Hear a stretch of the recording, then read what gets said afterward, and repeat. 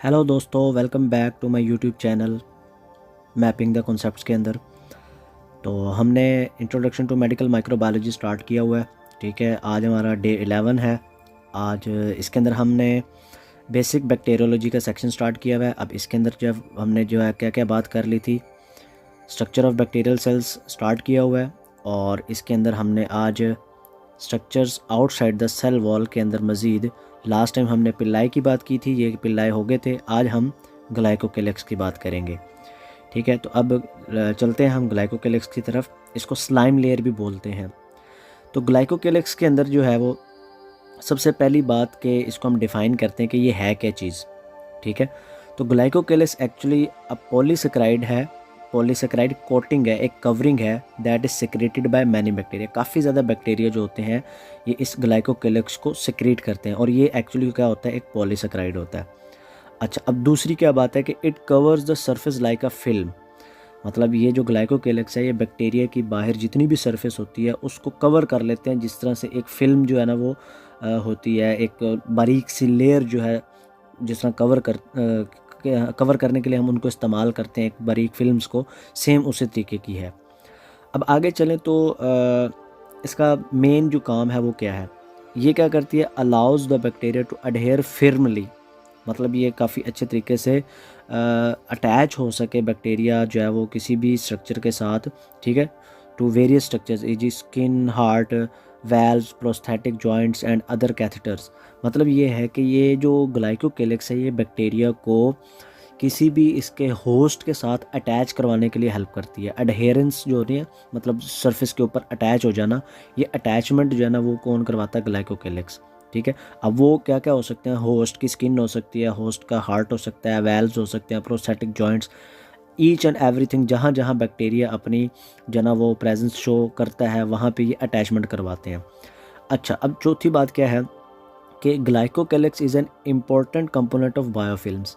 ग्लाइकोकेलेक्स जो है ना बायोफिल्म्स का एक इम्पॉर्टेंट कंपोनेंट होता है। अब बायोफिल्म्स क्या होती हैं, ये हमारे पास जो है ना वो एक स्लाइमी आप कह लें कि लेयर्स होती हैं, जो कि हम ज़्यादातर टेक्निक्स के अंदर यूज़ करते हैं एयर टाइट करने के लिए, किसी भी सब्सटेंस को या किसी भी ट्यूब को एयर टाइट करने के लिए हम इसका यूज़ करते हैं। तो बायोफिल्म्स के अंदर इसका यूज़ होता है। अच्छा, उसके बाद आगे चलते हैं। मेन जो चीज़ है हमारे पास मेडिकल इंपॉर्टेंस, क्योंकि हमारा जो ये लेक्चर्स हैं वो मेडिकल माइक्रोबायोलॉजी के ऊपर है। तो मेडिकल इंपॉर्टेंस क्या है ग्लाइकोकेलेक्स की, तो इसके अंदर दो चीज़ें आती हैं। पहली चीज़ क्या है कि जो ग्लाइकोकेलेक्स प्रोड्यूसिंग स्ट्रेन्स हैं सूडोमोनास के, स्पेशली सूडोमोनास एरिजिनोसा जो होता है, वो क्या करते हैं, वो रेस्पिरेटरी ट्रैक इन्फेक्शन करते हैं सिस्टिक फाइब्रोसिस के पेशेंट्स के अंदर। अब सिस्टिक फाइब्रोसिस के जो पेशेंट्स होते हैं उनके अंदर आप कह लो कि इन्फेक्शन चल रहे होते हैं उनके रेस्पिरेटरी ट्रैक के अंदर, तो उनके अंदर जो है ना ये आप कह लें कि क्या करते हैं, इन्फेक्शन काज करते हैं।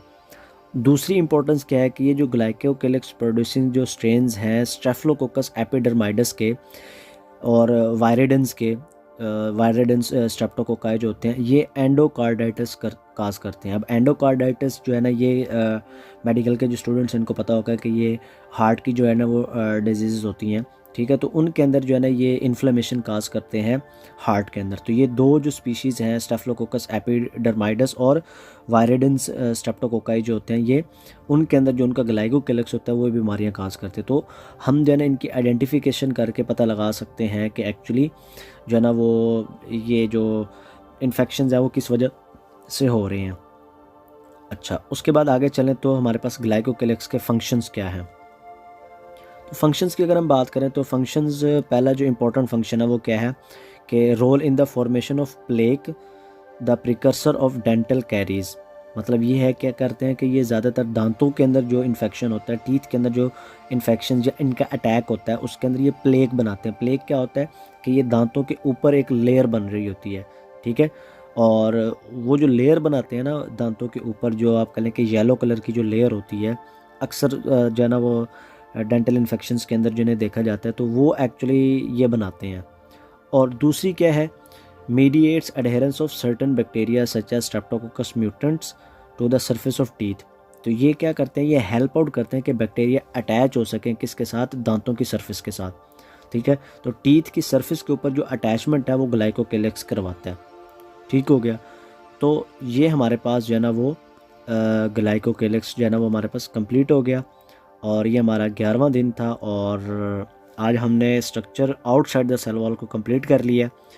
तो नेक्स्ट जो डे होगा हमारे पास वो बैक्टीरियल स्पोर्स के ऊपर हम बात करेंगे, ठीक है, मज़ीद।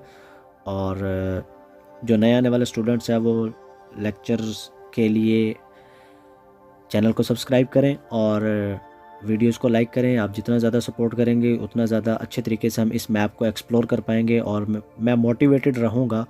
और इंशाल्लाह जब हम ये जो कंप्लीट मेडिकल माइक्रोबायोलॉजी का मैप जो है इसके ऊपर मैं कोशिश कर रहा हूँ कि मज़ीद इसको एक्सप्लोर करके आपको वीडियोस बना के दिखाता रहूँ। और कोशिश ये किया करें जब आप बैठकर पढ़ रहे होते हैं, ये लेक्चर ले रहे होते हैं, तो आप अपने अपने साथ साथ नोट्स बनाते जाया करें।